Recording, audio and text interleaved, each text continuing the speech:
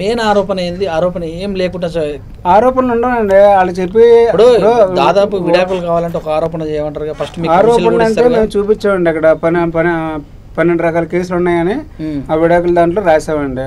Judge గారు కూడా చూసుకున్నారండి. అదే కోర్టులో 6 రకాలు 7 రకాల కేసులు ఉన్నాయండి. మరి జడ్జి గారు ఏం చేస్తారండి పిండుతుంటేనే అవును ఇది కరెక్ట్ అని చెప్పేసి ఆయన కూడా చేసేసి. ఎన్ని సంవత్సరాలు పట్టింది విడాకులకు?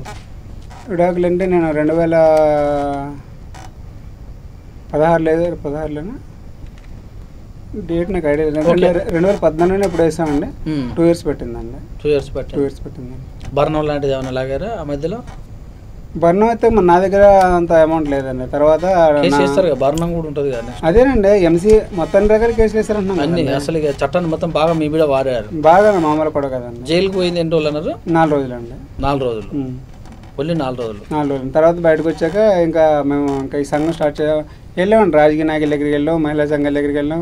మా వాళ్ళు కాదంటే మా వాళ్ళు కాదని అన్నారండి. ఆ కేసులు అనగానే చేతులు ఎత్తేస్తారా?